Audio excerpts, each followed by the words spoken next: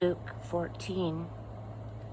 One time when Jesus went for a Sabbath meal with one of the top leaders of the Pharisees, all of the guests had their eyes on him, watching his every move.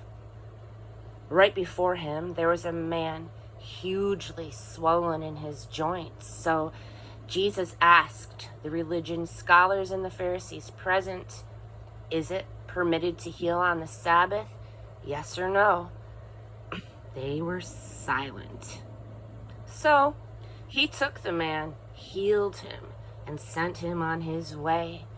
Then he said, "Is there anyone here who, if a child or an animal fell down a well, wouldn't rush to pull him out immediately, not asking whether or not it was the Sabbath?" They were stumped. There was nothing that they could say to that. Invite the misfits. He went on to tell a story to the guests around the table, noticing how each had tried to elbow into the place of honor. He said, "When somebody invites you to dinner, don't take the place of honor. Somebody more important than you might have been invited by the host, and then he'll come and call out in front of everybody, 'You're in the wrong place.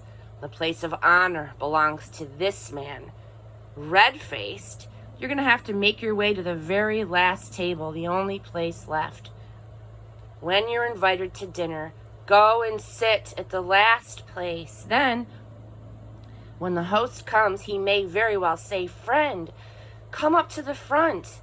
That will give the dinner guests something to talk about." What I'm trying to say is, if you walk around with your nose in the air, you're going to end up flat on your face. But if you are content to be simply yourself, you will become more than yourself. Then he turned to the host. "The next time you put on a dinner, don't just invite your friends and family and your rich neighbors, the kind of people who will return the favor. Invite some people who never get invited out, the misfits from the wrong side of the tracks. You will be an experience and a blessing to them. They won't be able to return the favor, but the favor will be returned. Oh, how it will be returned at the resurrection of God's people." Story of the dinner party. That triggered a response from one of the guests. How fortunate the one who gets to eat dinner in God's kingdom. Jesus followed up, "Yes.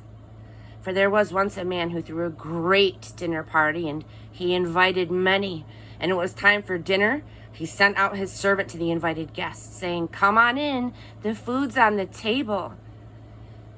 Then they all began to beg off, one after another, making excuses. The first one said, 'Oh, I bought a piece of property and I need to look it over. Send my regrets.'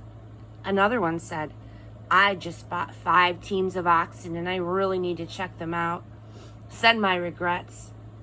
And yet another one said, 'I just got married and I need to get home to my wife.' The servant went back and he told the master what had happened. He was outraged, and he told the servant quickly, 'Get out into the city streets and the alleys, collect all who look like they need a square meal, all of the misfits and the homeless and the wretched that you can lay your hands on, and bring them here.' The servant reported back, 'Master, I did what you commanded and there's still room.' The master said, 'Then go to the country roads. Whoever you find, drag them in. I want my house full.' Let me tell you, not one of those originally invited is going to get so much as a bite at my dinner party." Figure the cost. One day, when large groups of people were walking along with him, Jesus turned and told them, "Anyone who comes to me but refuses to let go of father, mother, spouse, children, brothers, sisters, yes, even one's own self, cannot be my disciple. Anyone who won't shoulder his own cross and follow behind me cannot be my disciple. Is there anyone here who, planning to build a new house, doesn't first sit down and figure the cost so you'll know if you can complete it? If you only get the foundation laid and then you run out of money, you're gonna look pretty foolish. Everyone passing by will poke fun at you. Look at him, he started something he couldn't finish.